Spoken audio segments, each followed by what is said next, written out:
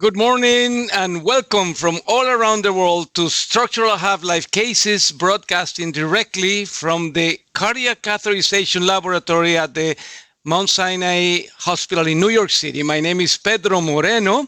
I'm an interventional cardiologist and a professor of medicine. I will be your moderator today. Remember, this is a very interactive experience. We'd love to hear from you, so please send us your question directly from the website or from YouTube. And today you will be available to review this case and all our previous cases in our website at ccclivecases.org. We have an incredible case, and let me put you directly to the cath lab for the case. All right. Good morning to all our viewers, and of course, Pedro, thank you. With our team here, myself, Dr. Keeney, Dr. Khera, and Dr. Gilbert, and rest of our fellows crew, and Dr. Lucy Safi as echocardiographer. Very interesting in the sense this is a kind of case we'll be doing it first. But and that is the Evoque valve, since start last April, March, April, has really taken off in the country, and we are also very happy. But what is happening is for last 2 years actually, we are using the Evoque, which is TTVR.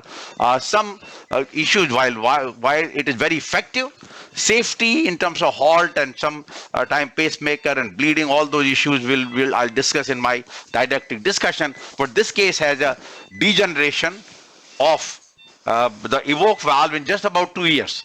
And now we are going to use a SAPIEN to take care of that valve degeneration, and that degeneration is because of halt. So very unusual. Have you done any case of this type? This will be the... Yeah, I think live would be the first. Live, yeah, but we have done one case, so let's go to our presentation with that note, these are all faculty involved and with their disclosures. Our cardiac anesthesiologist is Dr. Eric Fried, and rest is unchanged. So what planned today is transcatheter tricuspid valve-in-valve replacement using 29 mm SAPIEN Resilia valve in failed Evoque valve. So that's the plan. This is our episode number 79. As you know, with the CCC Live, we just did 200th case 2 weeks ago. And this patient is a 77-year-old, has presented in recurrent symptoms after the initial procedure done in 24.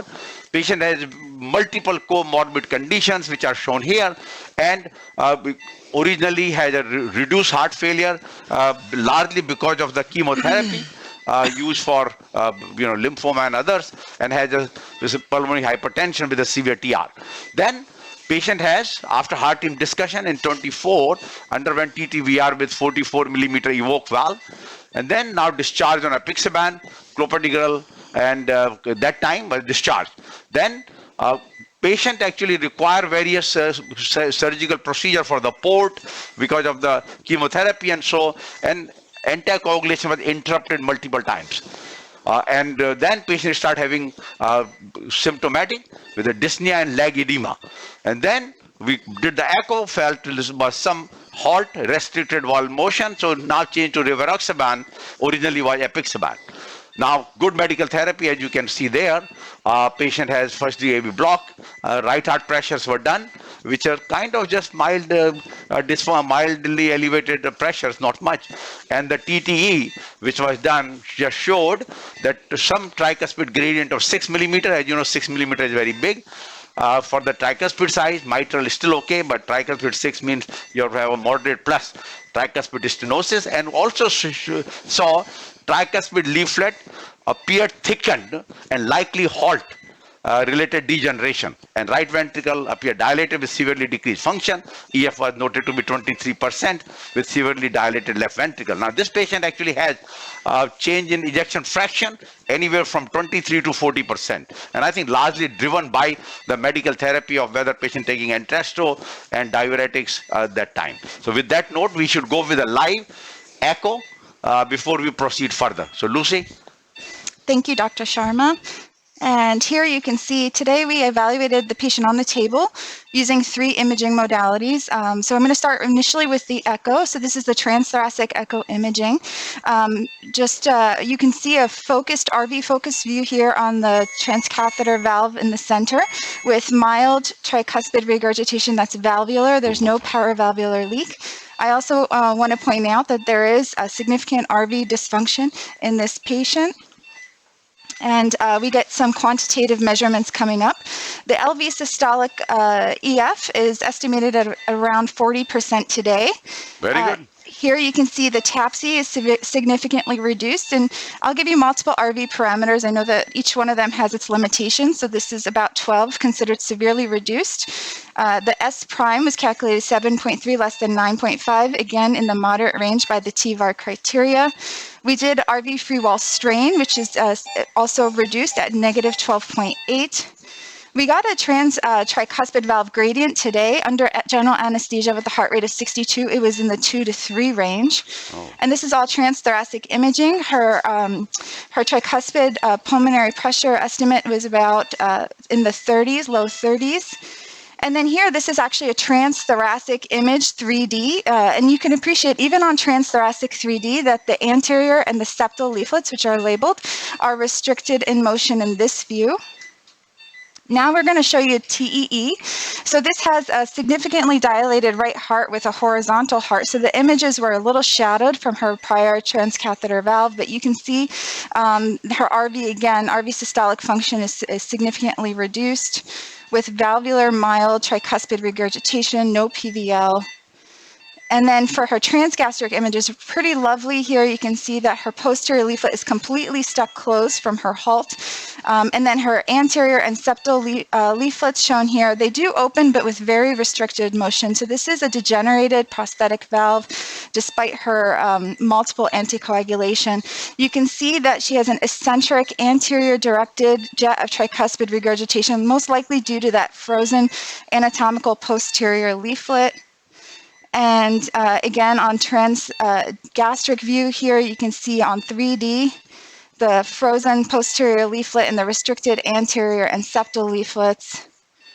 And now we're going to show you ICE. So just for completeness, all 3 echo imaging modalities, you can again see the restricted leaflets. So this is the septal leaflet, pretty restricted here, and the anatomical anterior leaflet. Again, that valvular TR. On ICE, her tricuspid gradient was 2.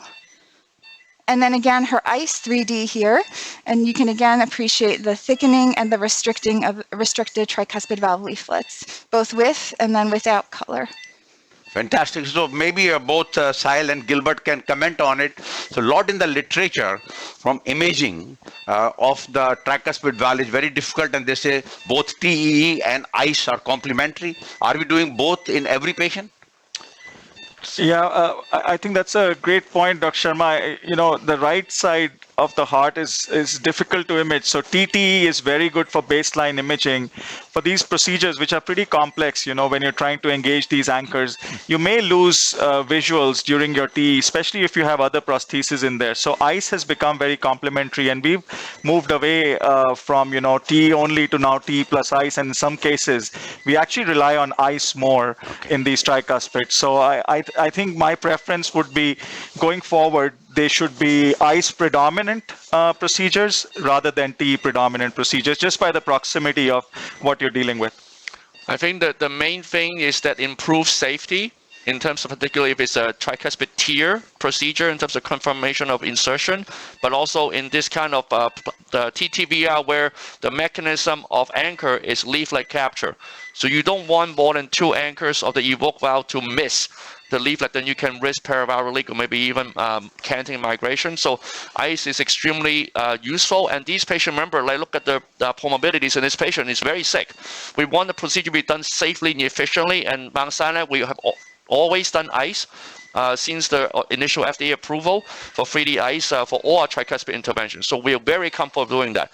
And I think we would encourage the audience out there, if you have access to that, don't be shy, learn this technology, because it's going to be getting better and better, and may even be, to Sahil said, a predominant technology for some of the structural heart procedures. And actually, that's a very important. Before we started the program with the Evoque, we waited for the ICE to be acquired and learned from the eyes point of view.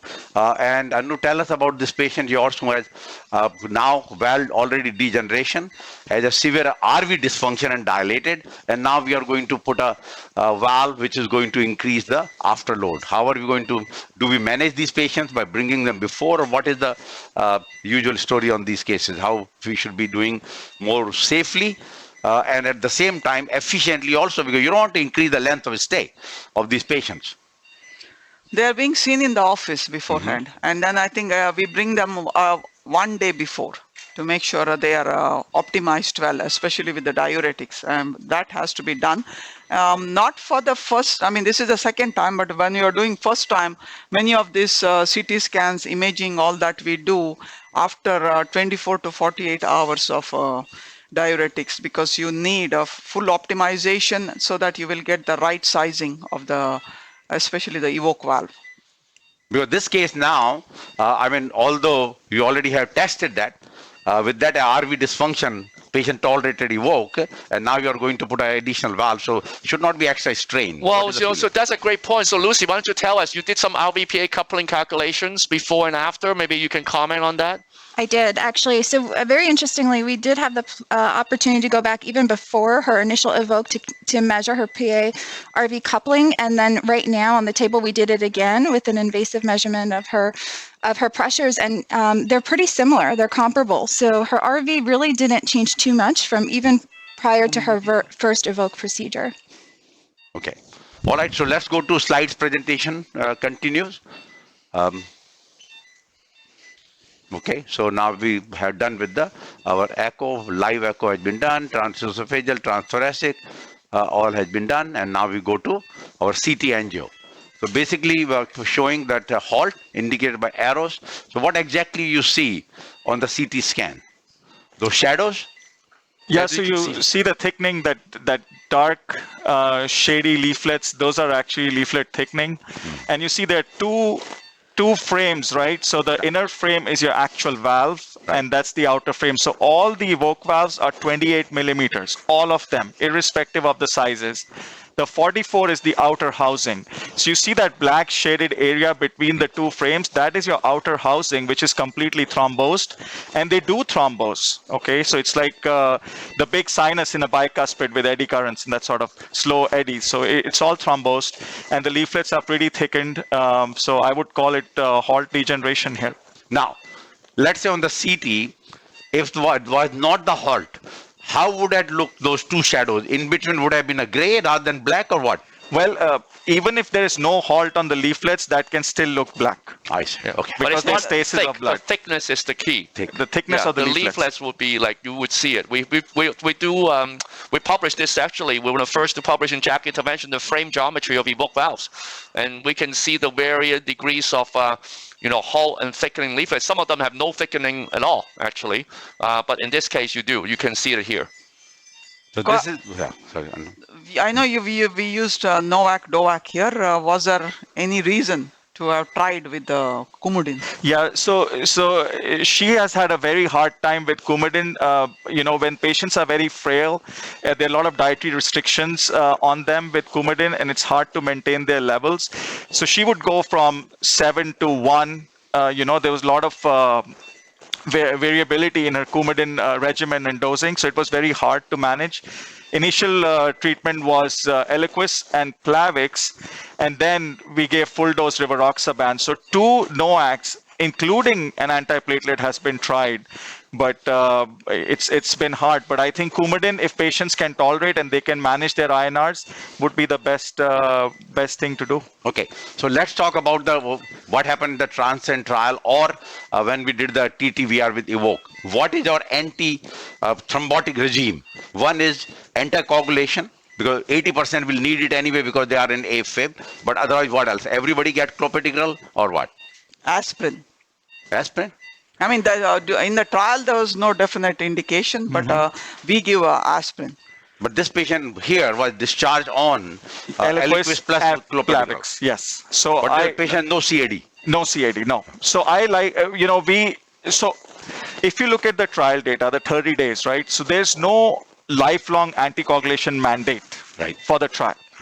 But when we pre-screen our patients at Mount Sinai, what we do is we make sure they can tolerate as long as possible. Because we don't know about lifetime for anyone, but we know as long as possible if they can tolerate anticoagulation. If they cannot, then we do not screen them for TTVR. That's a very, very important point, Pedro. We need to emphasize on that. So many times, clearly we know that TTVR is the ultimate frontier. That's what you do because you eliminated both regurgitation and the gradient. But many of them are not suitable for TTVR, not because of the anatomical, but clinical, that cannot tolerate or long-term oral anticoagulation. Because they say 15% of these patients have cirrhosis. And they will bleed to death by even small, and that is one of the big factors of follow-up these cases. So if patient cannot tolerate oral anticoagulation, our inclination has been to go to the TR rather than TTVR.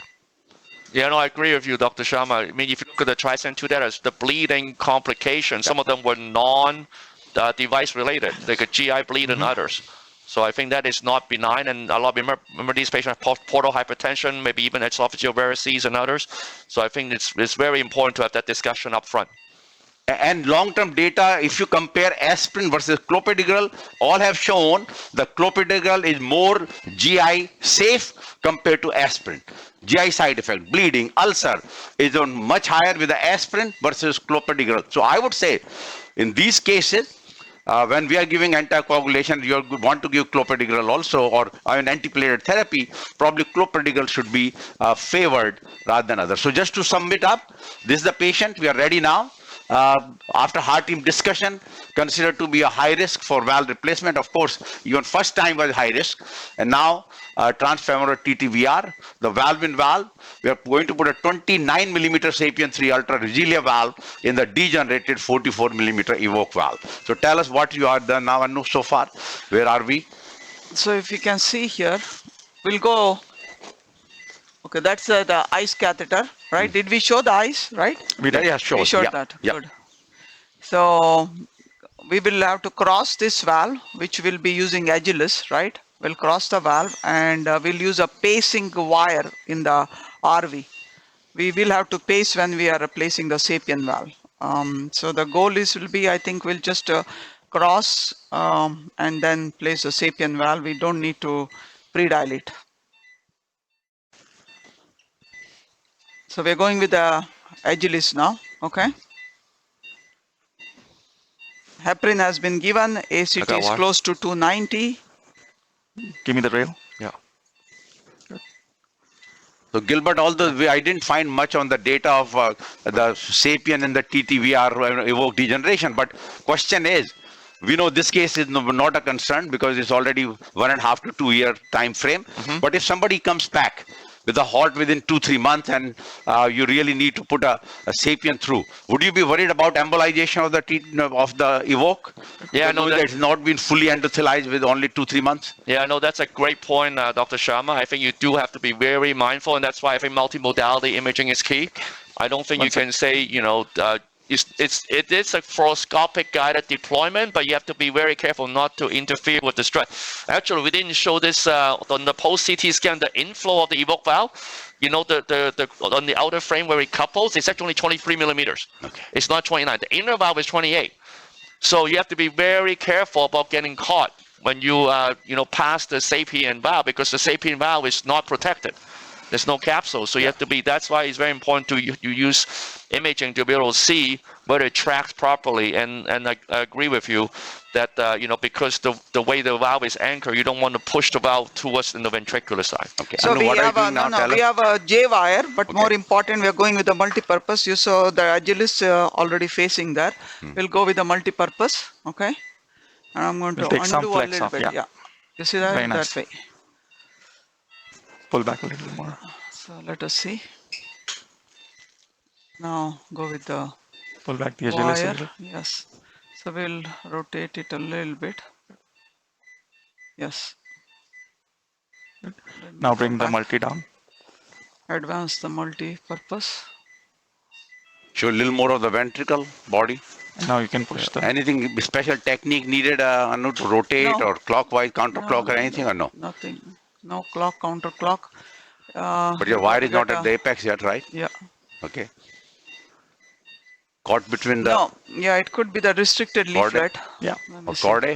Yeah, No? so let me So the other thing is maybe go a little deeper, yeah, and then point it down because it's pointing towards the RVOT, which sometimes happens, and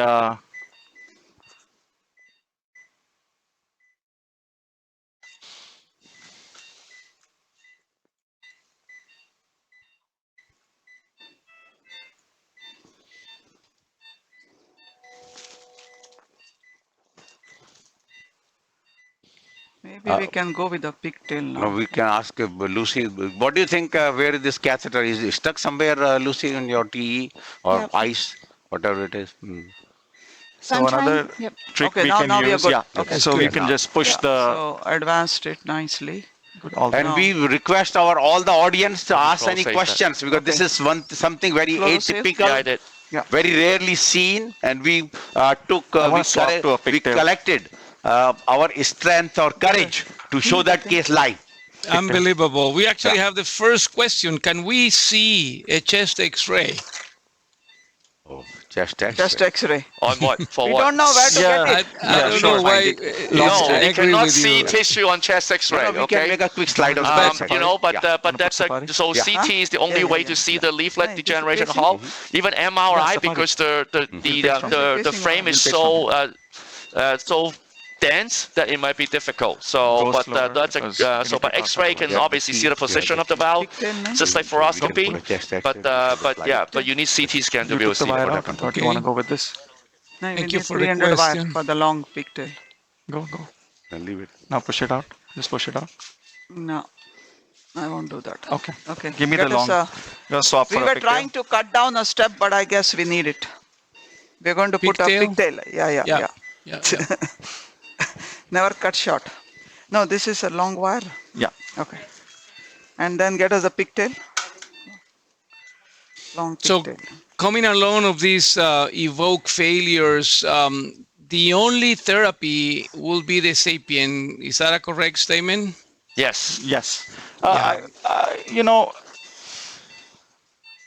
we don't know how much of this is, failure or just the natural process that happens on the right side, right? So the device is intended to do what it's doing. Push the wire, push. don't- Oh, Ay, ay, ay. oh. So can we get back in? Yep. Yeah, you were saying we want this to last more than 2 years, huh? No, we want them to last longer, but sometimes it's the protoplasm, right? Some of these Actually, I patients are was, sicker. The wrong pigtail. While we It's a we small patient. recross, definitely patients with previous radiation had a much higher MACE than patients without previous radiation, and it can go to up to 30% mortality in 2 years. Good. So this is what you're saying, Sahil, is absolutely correct. This patient is a high risk no matter what. Well, I mean, anyone, like you said, with cancer, even for TAVR, right, Dr. Yeah. Yep. You leave this wire Radiation-related swap for heart a pigtail. disease are very hard to treat, as you know, in the native state.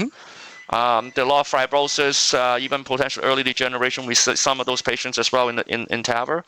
And this is now the right-sided system, so that's even more vulnerable to potential early degeneration. And, in surgical tricuspid valve replacement, for example, we typically mandate 3 months of warfarin, right, per guidelines. Yes. So then these are bioprosthetic valves. So I think, and when sometimes we even maybe increase the iron out threshold a little bit more. I mean, as you know, mechanical valves obviously much higher on the tricuspid side, but even bioprosthetic valves. So I think, these patients who are vulnerable to Don't pull anything. anticoagulation This is long. regimen would be challenging. Very good point. So, anticipating potential issues in this will be really perfect positioning, Yeah, so embolization. couple of things, Dr. Moreno. So first, let's talk about the tissue. So the Evoque valve right now is not Resilia tissue, the one that is approved. The next generation will be. And so that's why we think that maybe the Resilia tissue, given the, so far, at least in the aortic side, has very good durability on the surgical AVRs, that we think that hopefully will help this patient as well. from a longevity standpoint, we don't know the answer to that, but still, that's all we can do, because I can tell you that some of my colleagues who have explanted these Evoque valves, it's a Herculean effort because if you look at the design here, the anchors are on the ventricular side, and it's bigger. So it's very hard to compress and deform this valve, even though it's nitinol based, because the metallic radial force is so high. This valve was designed initially for mitral, not tricuspid. So to take this out surgically will be extremely, extremely difficult.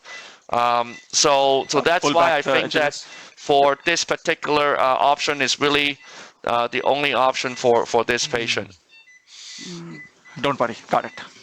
Yeah, the tear will not be an option as discussed. No, wait for me. Let me force No, it. TR will not be, because it's a more in this particular case, because thickening of the leaflets, and there is already a gradient, Yes. 6 millimeter, although now with the anesthesia, under anesthesia is only 2 or 3. 1 second. And it's a thrombotic, valve. Some clot has been made with the heart.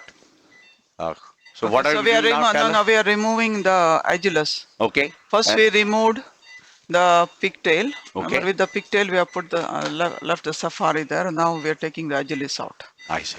Can you flush this sheath? Agulus has been okay. If the chest X-ray has been come, can we show that chest X-ray? Because one of our viewer wanted to see chest X-ray. We have it. Maybe start doing next time presentation. Put a chest X-ray also. Okay, so we're going to MAC out now to show the E-sheath, and we want to flush the sheath. ACT is good. We typically, these procedures like to be over 300 because of the venous side, especially for these patients who are prothrombotic already. 250 usually is sufficient for the aortic side, for arterial side, but I think this is beneficial. Valve, please. Yes. So we're going to go 29 plus 3, okay? Because the inner valve, even though it's 20, we need some radial force, but also, like I said, the initial atrial side is 23. And it's, these valves have a pretty high radial strength. So Reverse orientation confirmed. Okay, make sure that the valve is loaded proper orientation. So it's the skirt is going to be on the atrial side. Okay.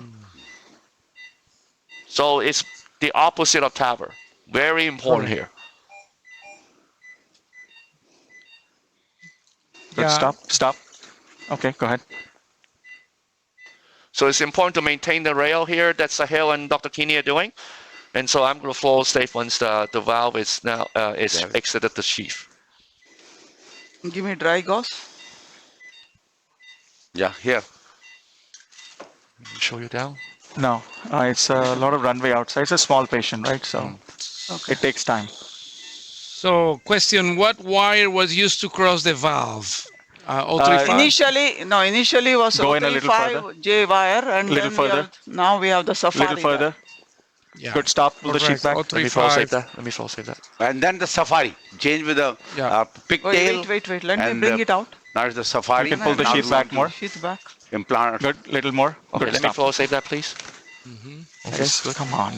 Yeah. The audience also want to see the the wire slightly. EKG. Yeah. Okay. Show the hemodynamic on the bottom, Push please. the wire. Yeah. Advanced wire. Who has the wire? I am. Good, don't lose See, it. you don't want to buckle though, right? So. Concentration Ma- here while magnify, the can you question go? comes. Yeah. Okay, good. Sizing the valve. Can I How take do the we floor? size the Can valve? Can I take the floor? Okay, can we just focus right now? Okay. Yeah, I'll tell you about the sizing Yeah. in 2 minutes. One moment, Dr. Warren. This is the critical part. Okay. Go ahead. Go ahead. Go ahead. Go ahead. Go ahead. No, more flex, more Go ahead. flex, more flex, Go more ahead. flex, more Go ahead. Go ahead. flex. Good. More. Go ahead. Flow save that. Good. Little more. Good job. No, not done. Yeah. Fluoro save that. Yep. Okay, good. And we don't measure any blood pressure. Nothing, Dr. Sharma. No. Okay. No, anesthesia has Good. it I see. on their side. Now give me my clamp for the electrode. Can you show the ceiling camera, because we are going to do the pacing? Now we have the ceiling the camera line. right there. Can you focus? Yeah. More? We did in the back. Okay. You can actually attach. And there's one, you can see the anode and the cathode. If you want to show it. So this is how you connect if you want to pace your wire. So that's your grounding. Let me hold this. It's deep. Yeah. We are doing the We will pacing fix it. Just to first that connect them. wire that is in the Okay. LV. So that you have Connect good? Okay. one lead Are you that good? is here on No the one left touch that, groin, okay? and the other lead is Let's test. connected. Let's test it first. Explain again. So if you can see here, We don't see your hands. so this is the electrode, okay? Okay, we see the electrode. Yeah. Yeah, so remember, black to back. So this is the end of your safari, black to back. Mhm. And then there is a needle which is inside the skin. To the tip of the needle, we have connected red. The red of the electrode, red ahead. So red has to be connected to the grounding or the skin. You see that needle? Yeah. Yeah. So we see red, it. red ahead, black to back. Okay?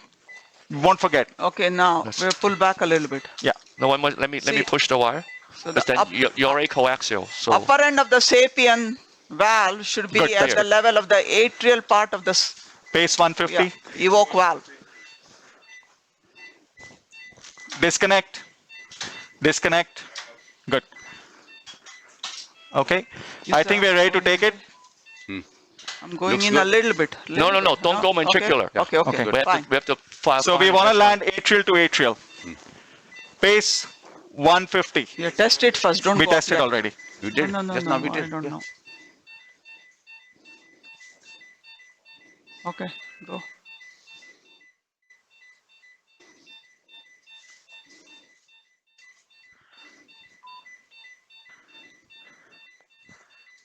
Okay, go. No. No. Yeah. To be slower. Have to be slower. slower. Have to be slower. And I'll explain why. Nailed it. Okay, I need to save that. Yeah. I didn't see that.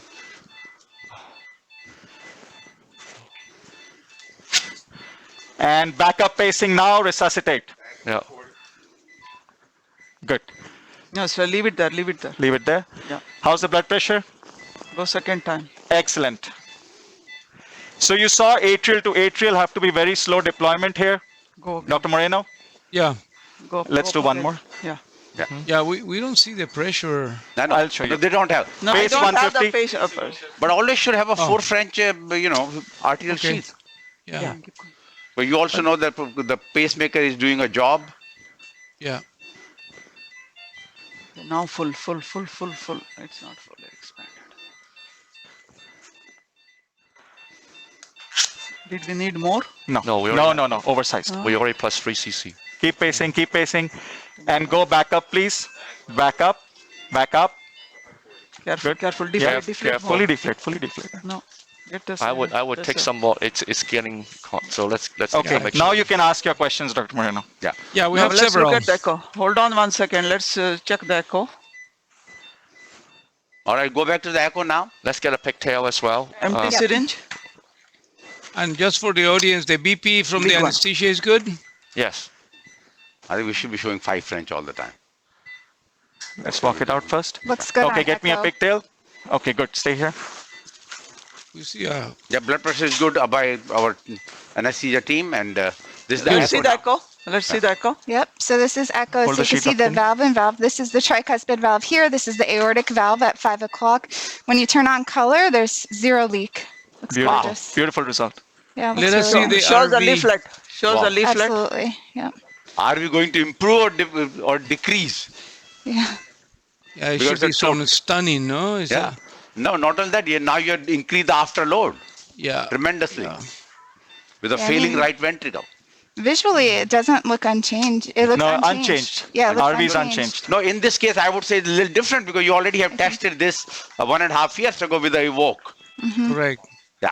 And the PA pressures were okay, yeah, from the beginning. Earlier, but no, Yes, they they are were. normal. Yeah. They They were are normal. calculated. Yeah. Yep, Severe 33. TR, but 33. Beautiful. Excellent. Okay, let's go with questions. Unless the Yeah. operators. So sizing. You want to talk about sizing quickly? Yeah. So the inner housing is 28. The valve, all sizes, 44, 48, 52, 56 are designed to house a 29 SAPIEN. So the inner housing is 28 millimeters for all the valves.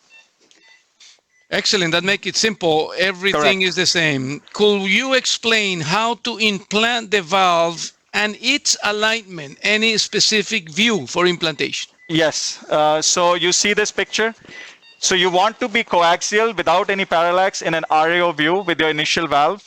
And then your sapien that goes inside has to land atrial to atrial. So inflow to inflow. You have to match the inflow to inflow because the Evoque leaflets are actually towards the atrial side, not really towards the ventricular side. So show it here exactly what you mean. Here, right? No, this is the one. Yeah. This is the one you need to start. So you see we are starting atrial to atrial. You see how we line up atrial to atrial? An extremely slow deployment. There's no rush. It's tricuspid. Nothing will happen.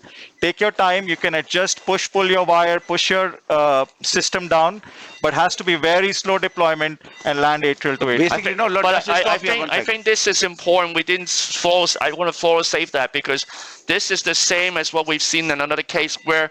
Remember, for the sapien valve, typically foreshortened from the atrial side, this one did not. This one, in fact, foreshortened from the ventricular side. You see the balloon inflates more. We didn't have that recorded, but actually seeing that the whole S3 the atrial side didn't really move. That's why Sahil said atrial to atrial, and you can see everything foreshortened from the ventricular side, and the atrial only foreshortened a little bit. So very important when you position this valve, not to be too atrial. I see. Because otherwise you might end up risking potential migration. So I think this is very important. That's why they call atrial, but when you find adjustment, again, the inflow of that Evoque is only 23 millimeter. You want the S3 to be expanded well beyond that. And so basically what you did in this view is the top of your sapien valve is at the top of the same parallel, same of the upper part of the Evoque, correct? Correct. For people to understand. Yes. Very nice. What about the pacing rate? That was partially explained by Sahil. Go ahead again. Yeah, 180. No, yeah, but, so we paced actually. So we paced slower this time because remember the RV is not very pulsatile to begin with, right? So if you're doing TTVRs, regular TTVRs, we don't even pace. But this one, we really wanted to land atrial to atrial. That was our goal. So we paced a little bit. I think 120 to 140 is more than enough to give you enough time to land where you want to be. The margin of error is smaller. Fantastic. When would you consider a balloon like a BMV? If it's stenotic degeneration, severe stenotic degeneration. Very good. Yeah. And what about CRT for this RV dysfunction?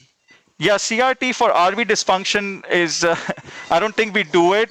This patient had LV dysfunction, but after TTVR and medical therapy, the LV function actually improved, so we didn't consider CRT in that time. Yeah, but, so it went up to 40 plus. Yeah. And now if it goes down, I think this is a good case for CRT. And many of time, actually, in the algorithm, which I'm going to show, they want a CRT first, evaluate your TR, and then you go to management of the TR. Excellent. You want to show RV systolic pressure here? Show the hemodynamics again, please. So RV systolic is 81. Wow. So that tells you that a patient has pulmonary hypertension to begin with, but also that the RV is pulsatile. The RV is generating enough systolic force to sustain itself. And do we have a gradient? Right. Yeah, Lucy. We can do the gradient. We can remove the ICE catheter and do a gradient if you want. The gradient by T is only 1. Okay, no need. Gradient is 1 by echo. 1 by T, yep. Okay. All right, now tell us to conclude and then we go our didactic discussion to finish in time. Yeah. So what is the next step now? I just want to show some ICE images if that's okay. Yeah. They did already. Let's take the pigtail out first. We didn't do ICE. Post ICE. Let's take the pigtail out first. You want to do that? You don't need it. No, it's okay. It's okay. It's just better in images. Here. Look at the quality of imaging. That's what I want to show, that ICE is really helpful on the tricuspid side. Beautiful. Yeah, Lucy, and when you have an RV failing, would you consider a PA catheter? Is it immediately after or something if patient needs a lot of inotropes or? You know, Dr. Moreno, PA catheters are very good, but we have such good imaging now with echo and ICE and unless patient is in fluid RV failure, I don't really think you need a PA catheter. You support the RV for a couple of days, and then anesthesia. And then patients usually go home. What is no? I know. What are you giving for RV right now? Right now, a little bit of epi, low dose. No. Yeah. Epi and 0.03 and milrinone 0.25. Oh, 0.25 of milrinone and some epi. Low Small dose. dose, okay. Yeah. I'm not sure if they could still see. This is 3D ice. Look how beautiful this is. Yeah, We look really at that. appreciate it. Fantastic. Very nice. Whoa. And with color Okay. even. Yep. Start. Good. All right, so now Okay, next step, you have to take your pigtail out. I'll take the ice out, Okay. and then we'll give some gradients to Dr. Moreno. He wanted some gradients. Okay. That's okay. No, So, yeah, we have time for your class, huh, Dr. Sharma? Yeah. Let's And start. meanwhile, show the chest X-ray also, please. Because once somebody wanted chest X-ray, Yeah. we got, look at that, Yeah, PN very good. lateral. Whoa, look at that X-ray. Wow, beautiful. Yeah, So- look at And the. you can see the Evoque valve. So if somebody can educate us, what are we looking at? Well, the shape of the ventricle in Yeah. the PA shows that it's mostly RV. Right. And then RV you. and RA dilatation. Look at the RA dilatation. Yeah. Yeah. And then in the lateral, you see the percent of the ventricle touching the sternum should be less than a third, and here it looks like about that, no? About half, yeah. Yeah. All right, so let's go back to our fluoro, please. And kyphosis. Yeah. And No, but this is done. Just go to active fluoro. Okay, now here. So you're going to check the gradient first? yes, I'm going to give some gradients, and then And then We can and you close the take case. out the pigtail on the wire or just pull it No, we'll we take it can on the take wire. it We'll take it on the wire, on the wire. Okay. always. Okay, now we can do a gradient here, 50 scale, please. Change the scale to 50, We show the please. hemodynamic screen, please. And 0 everything, please.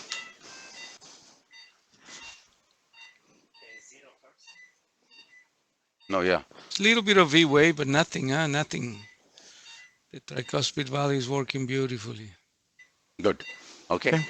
Now let's see. Fast Look speed. at that. And fast paper speed, please.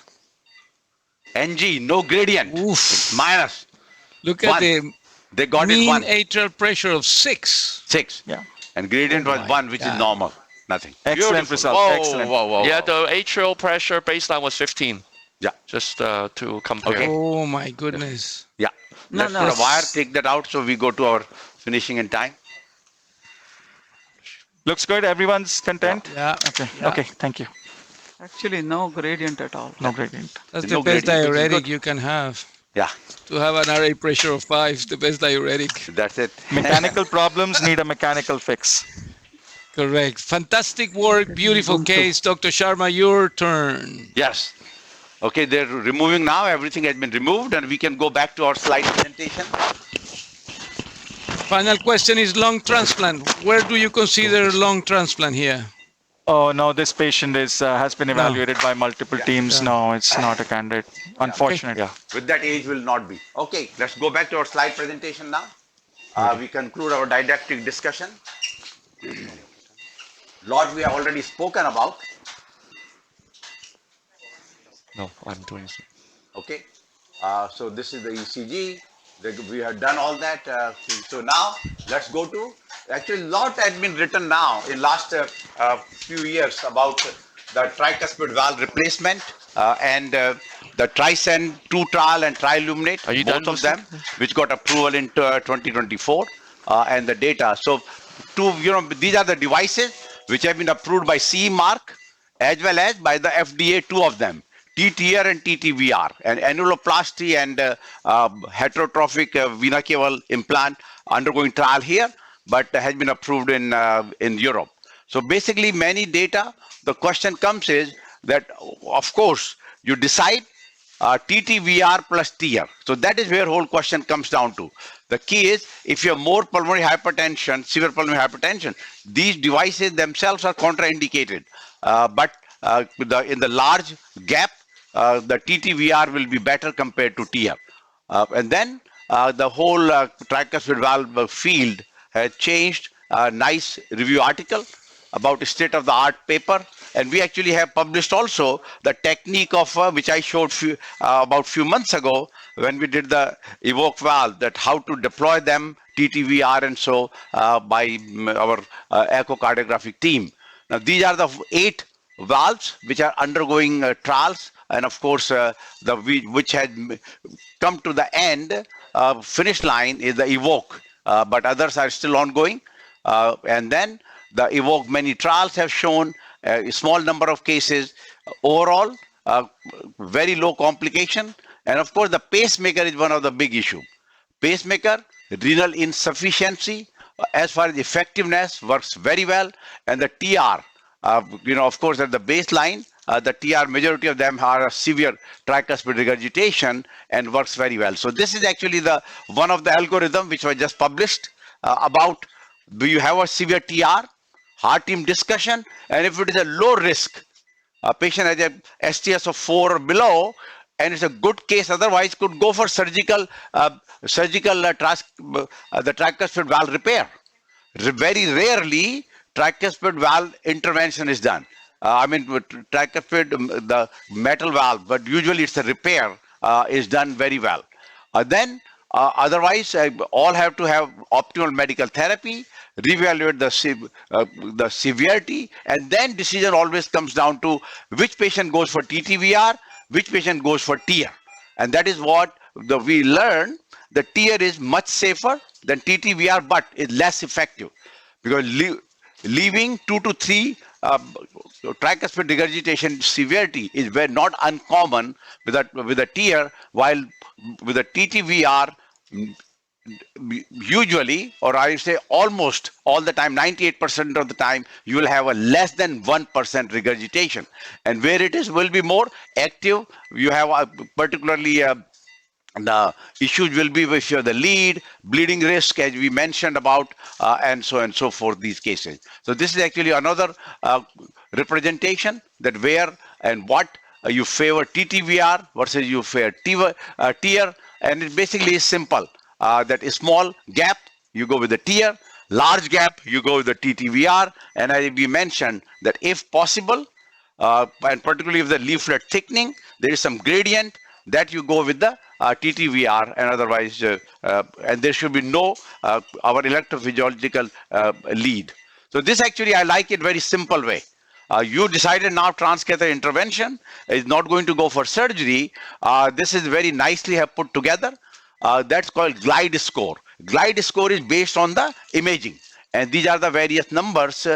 You go from 0 to 5 and so, based on how is your annulus, the leaflet, and so, and it turns out to be the low glide score, you go with the TF. The high glide score on 4, you go TTVR. And then, of course, in between, you decide based on the glide score 2 or 3, whether patient, many of them should be referred to the expert centers like here, and of course the heart team discussion to get to the final result is very essential. And this is the last the center illustration, the multiple challenges which we have. One is the TTVR challenge in terms of the electrode, lead, conduction, bleeding, and of course various arrhythmias, and then how to manage them. Management and follow-up, which have been very nicely put together. And many of them, as I said, the pacemaker is the one very important comes into the equation of this. Then the new phenomena, which we knew in the past, HALT, hypoattenuated leaflet thickening and reduced leaflet motion after transcatheter tricuspid valve replacement, TTVR. And this actually seen, the case we already have shown, between the gap between the two layers of the Evoque valve and the thickening of the leaflet. You see that black shadow, and their HALT is defined as HALT 1, HALT 2, HALT 3 with a multiple of 25, 25, 25, 50, 50, 75, more than 75. And all the TTVR have been associated with HALT, and actually it turns out to be not uncommon. 25 to 40% of the TTVR are associated with HALT, and the HALT correlated with reduced leaflet motion and increased transvalvular gradient. Of course, once you have the clot, just like what happened in the aortic valve, and of course those patients are more symptomatic. Then transthoracic echocardiography was insensitive, therefore CT is more accurate. To detect the HALT, it is the CT scan, not the transthoracic. T echo, maybe ICE might be, but that's where we are. Then, very important point they learned, knowing that all cases are getting the antithrombotic therapy. So there was no association between HALT and anticoagulation strategy. So knowing that every patient is being discharged on anticoagulation, still you are seeing 25-40% of the halt. There is no correlation. Now, in our case, I think it was triggered by multiple interruption. Because of the treatment with the cancer, taking care of the port catheter and so. Now, very important, we all learn just by the, in the aortic valve, long-term impact of the halt is not known. Why it is not known? Because this is only done for last 1 to 2 years. We don't have the data. So clearly they say that we do not know whether this halt is going to give rise to a permanent leaflet damage. Now, when we see that halt in the aortic situation, we usually start anticoagulation. Which one you prefer, Anu? When we Any of the NOVA. Yeah, but why Any not of the NOVA. why not warfarin? No, patients absolutely do not like warfarin because they have to come back for testing. That is one thing about it. And actually in aortic, NOAC has worked well. Where we do it after 3 months, we will repeat. Like you said, we have to do a CT scan, and often I would say about 70 to 80% respond. And we also have seen we stop it because then they come back. 50% comes back. Yeah, we then typically go start with lifelong. DOAC to Dr. Keeney's point because it's safer, it's available, and then if it doesn't work, then we escalate to warfarin. I think that's been our strategy. But otherwise, it works very well, as just mentioned, and majority of the patient improves the gradient, and if it truly halt. No, sometimes halt may be confused or, cannot be differentiated from the valve thickening and degeneration. Then it's a different story. So it's a degeneration, it's not the halt. But you sudden change in the gradient and patient symptoms, a halt in the aortic valve, and same situation here. Here it is, everybody is on anticoagulation, you're still developing the halt in these patients. And therefore show that very important that halt does occur, and in many of these cases it's causing more gradient, and the CT is more accurate. Now, then study using CTA, imaging post TTVR, that halt after TTVR is common. You see the incidence anywhere from 25 to 40+%, some of them even 70%. But various trials have shown, and the question always comes down to what to do, that we understand this halt, we also cause more symptoms, more gradient, long-term effect we do not know. So very simple, clear, how would you know it? That it is a halt. Patient was doing good, like our case, was getting various, cardiac-wise was good, getting various chemotherapy, changing of the port, and they start having shortness of breath. We right away knew that this patient has developed the halt. So got the echo, got the TE, got the CT, and patient got on the table, and we felt that it will be an ideal case to showcase that this is what we are going to see, some of these patients. Then second issue is the conduction disturbances, which is very, very important in these cases. Almost the 15-17%. New onset conduction occurs in almost like 40+% of cases, but requiring pacemaker in the various studies have shown that it occurs in about 15 to 17%. And what is associated with the subvalvular part of the device in contact with the membranous septum, and then of course if the gradient was high, so higher gradient was associated with a higher pacemaker issues, pacemaker requirement. Evoque, we already said, Transcend 2 trials, which we showed before, no difference in MI and hospitalization, but very effective in terms of quality of life measures and eliminating the tricuspid regurgitation, as you can see there, the black, which is none to trace, and then the light green, so 98+% will be left after using Evoque with the mild or no that TR. As we also said, no difference in the hard endpoints, and the bleeding and the pacemaker are the major issue. The early studies, short term, did not show much in terms of the repeat hospitalization, although this is a very complex wins ratio plot comparing at every aspect of the hierarchical endpoints. So thus, the TTVR does decrease the hospitalization. TTVR improves the quality of life, as you can see here, and the 6 minute walk distance. And that actually led to the approval of the device. And as you saw when it came out in the NEJM, there were like 20 letters to the editor. Reason was, truly it was just approved based on little quality of life parameters. So they clearly kept on saying that you're using such an expensive device now and on a very softer endpoint, and FDA has approved it. And of course, the trial data is just because you felt a little better and walked a little more, it was not appropriate. Although now they found out you go to 2 years, there was clear-cut reduction in the heart failure hospitalization. And of course, we know the improvement in the NYHA class and 6-minute walk quite a bit remains. So these are basically the now then question: does it work more in the severe TR or it works more in the massive or torrential TR? So it clearly is. Higher is the TR, better is the effect of the TTVR in those conditions. So this basically showed up to 18 months data, and now we have the 24-month data that it's a significant clinical benefit, but we have to worry about the two safety endpoints. Basically, permanent pacemaker and risk of bleeding. I did not see any embolization in the follow-up. Compared to we see some tower embolization, so nothing was there from that point of view.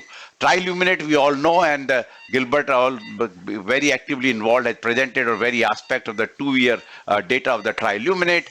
We know that also, this is the one, heart failure, reduced admission, significant reduction. 1 year was not clear, 2 year clear cut, and then cumulative of function, average number of events per patient clearly was decreased with the device versus control. So Gilbert, tell us, knowing that you are so deeply involved in the trial of the Triluminate, how can we make it like convincing that the TriClip do work in these patients with the severe tricuspid regurgitation? I think we have to pick the patient selectively. We know now real world and everyone agreed that you want to get down to mild TR or less. That's, I think, the new endpoint that everyone agreed on. And if you're not, and if the patient, like you said, can take anticoagulation, I think replacement will probably be a better option, obviously, to the safety endpoints that you mentioned. But I think in real world, as you said, it was presented and published recently, that the pacemaker rate is less. And also, we have new devices coming in the replacement side. Sahel and Lucy going to be part of the new devices, so I think that might makes it even safer. Talk about the new devices. So, there's two main Achilles heel is anticoagulation, the other is RV dysfunction. Yep. So these are two challenging aspects of replacement. And there are new devices out there. Yeah, there are new devices out there like the Trisol, which is a washout mechanism, single leaflet, and end-to-end leaflet design. So there's less risk of, okay. So new devices out there that may decrease the need for anticoagulation. For example, the Trisol, I think you can do a short-term anticoagulation, and the Laplace device, which is showing that even in RV dysfunction failure patients, the RV actually improves after fixing TR. So there are different devices which are targeting these mainstay approaches. So I think it's a matter of time before we start selecting patients, not just for repair or replacement, but within the replacement, what would one patient benefit from one device over the other? And I know Lucy Safi was involved in first one of the tricuspid valve in FIM. Laplace, transfemoral. Laplace. Yeah. Okay, and they're all coming to America now? Yes. So the pivotal of Laplace will be IJ to begin with, and then they will extend to TF. Okay. So basically, that once you follow this is the data from CAR in circulation, that do control group do go down, of course, after some time, because if you take a point of the re-intervention, and but if you look at the endpoints, all-cause death and TVI interventions were much higher in the control group, because after 1 year, they were allowed to cross over, and same thing what happened if you take the patients, the crossover or the pure control. So just same thing we learned from the mitral clip trial, the co-op. So once trial is ended, you did the mitral clip, their outcome was similar to what was the original patient. Same way we learned here also, once the trial was done after 1 year, patient could get the clip and outcomes were significantly better, which is the crossover trial on these patients. So this is basically shows here, KCCQ on the top is the device, the lower one is the pure control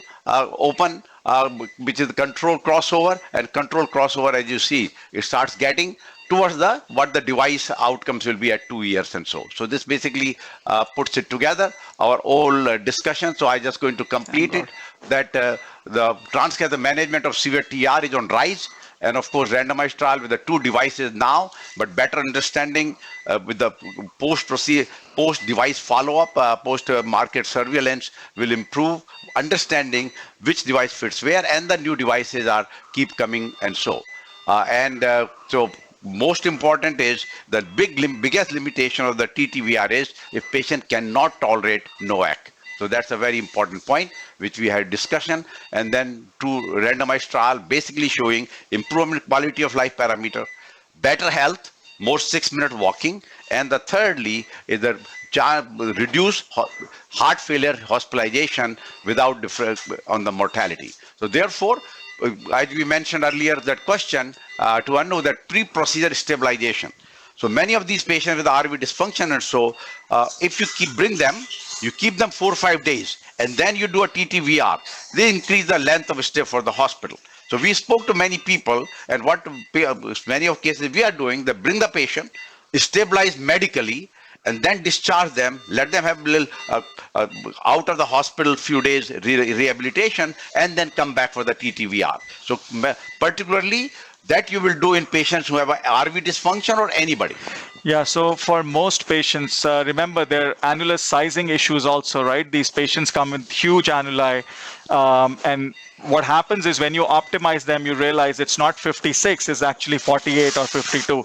So, you want to optimize them before your workup, and you want to optimize them before the procedure, because you don't want them coming into the procedure room and suddenly you're putting a 52 instead of what would have ideally been a 48. So then once the patient goes home, you realize that was very oversized to begin with.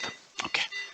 Is there any moment to make because few of that the TTVR were declined by the SAPIEN by the adverse team because the tricuspid annulus are too large.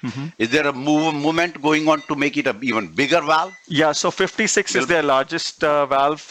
What we have done is we put anteroseptal clips on the commissures, and that causes a little annuloplasty decreases, and we've done it in a couple of cases, and it's been published now. Other sites are also doing it. But the newer valves that are coming out that are with broader range sizes, so you can go up to 170, 180 perimeter in those valves. So there are a lot of new technologies out there. It's a very exciting field. Okay, so let me go 3 questions. So we finished. We are about 6 minutes over time. The following are the imaging and clinical factors which will favor TTVR or MTR: lower glide score, larger coaptation gap, ability to tolerate oral anticoagulation, and catheter-induced electrical lead related TR. Clearly, the higher the glide score is the one which will tell you to get the TTVR, not that, and the small lower one is the TR. Then the statement is true regarding the TRISCEND trial comparing Evoque TTVR versus control at 1 to 2 years, higher bleeding rates with the TTVR, similar reduction in TR severity between 2 groups, higher incidence of permanent pacemaker with TTVR, and significant reduction in heart failure hospitalization. Clearly, it's not the similar reduction in TR. In the control group was about 20-22%, and it was 98% in the TTVR group. So lastly, the following statement is not true about the halt on the tricuspid valve after TTVR. Halt is a common occurrence in up to 25 to 40% of cases. Halt is associated with elevated tricuspid valve gradient. Long-term impact of halt in causing higher MACE is clear, and there is no association with halt and OAC use. So clearly the wrong answer is C, because we do not know what the halt is going to cause, whether higher MACE rate or not. With that, I complete our presentation. Pedro, you can conclude this session now. Yes. Before concluding, thank you for the audience. You will expand on the question of the chest X-rays was related to classical interstitial lung disease from bleomycin. So this is the rationale of the chest X-ray questions. So thank you so much for the team. It's an incredible case, very teaching points, fantastic. As long as this afternoon, you can review it in cclikecases.org. And remember, these cases are presented the second Tuesday of the month. So the next one will be April 14 at 9 a.m. See you then. Thank you so much. Thank you. Beautiful. Thank you.